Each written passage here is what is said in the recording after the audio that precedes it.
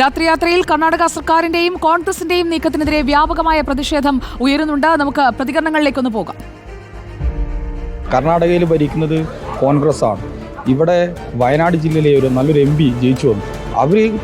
അവർ തമ്മിലെടുക്കാൻ തീരുമാനങ്ങളേ ഉള്ളൂ. എന്തുകൊണ്ട് ഇവർ ഹൈക്കോടതി പോയി?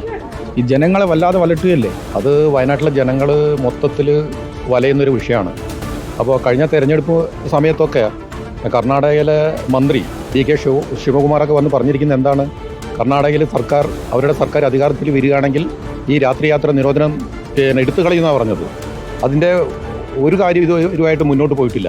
കർണാടകത്തിൻ്റെ മുഖ്യമന്ത്രി, കർണാടകത്തിൻ്റെ ആഭ്യന്തര വകുപ്പ് മന്ത്രിയൊക്കെ ശ്രീ പ്രിയങ്ക ഗാന്ധി മത്സരിക്കുന്ന സമയത്ത് കേരളത്തിലെ രാത്രിയാത്രാ നിരോധനത്തിനൊരു പരിഹാരം കാണുമെന്നാണ് പറഞ്ഞത്. ഇതുവരെയായിട്ടും കാണുന്നത് നമ്മൾ കണ്ടിട്ടില്ല. ഇപ്പോൾ നമ്മൾ ചുരം തന്നെ ബ്ലോക്കൊക്കെ ആകുമ്പോൾ വളരെ ബുദ്ധിമുട്ടുകളില്ലേ? അതുപോലെ തന്നെയാണ് രാത്രിയാത്രാ നിരോധനം വരുമ്പോൾ നമുക്ക് അതിൻ്റെതായ ബുദ്ധിമുട്ടുകളുണ്ട്. നമ്മളെന്ന് പറഞ്ഞാൽ ഒരു ഒറ്റപ്പെട്ട പ്രദേശമാണ്, വനാതിർത്തികളുള്ള ഏരിയയാണ്. അപ്പോൾ അതിൻ്റെതായ ബുദ്ധിമുട്ടുകൾ നമുക്കുണ്ടാവും. അപ്പോൾ അതിനോട് പൂർണ്ണമായിട്ട് യോജിക്കാൻ പറ്റില്ല. ഈ പാത രാത്രികാലങ്ങൾ മുഴുവൻ അടച്ചിട്ട് കഴിഞ്ഞാൽ ഇപ്പോൾ ടൂറിസം കൊണ്ടാണ് നമ്മൾ വയനാട് പോലുള്ള പ്രദേശങ്ങളിൽ ജീവിക്കുന്നത്. അത് വളരെ കഷ്ടത്തിലേക്ക് മാറും. ഇത് വയനാട്ടുകാർ മാത്രമല്ല, സംസ്ഥാന തലത്തിൽ തന്നെ ഏറ്റവും പിന്നോക്കം നിൽക്കുന്നൊരവസ്ഥയിലായിരിക്കും അവരുടെ ആ നടപടിക്ക് ഉണ്ടാവുക.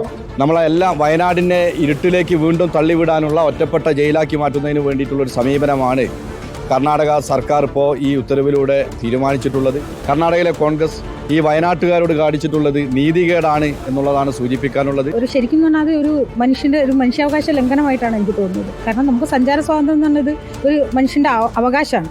അത് നിഷേധിക്കുകയല്ലേ ചെയ്യുന്നത്. തീർച്ചയായിട്ടും വയനാട് ഒരു തുരുത്താക്കി മാറ്റി അതിലേക്ക് ആളുകളുടെ സഞ്ചാര സ്വാതന്ത്ര്യത്തെയൊക്കെ തടസ്സപ്പെടുത്തുന്ന ഇത്തരത്തിലുള്ള നിലപാടുകളോട് അത് ആര് ചെയ്യുകയാണെങ്കിലും ശരി ശക്തമായി എതിർക്കപ്പെടേണ്ടതാണ്. അത് വയനാട്ടിലെ ജനങ്ങളോട് കാണിക്കുന്ന നീതികേടാണ്.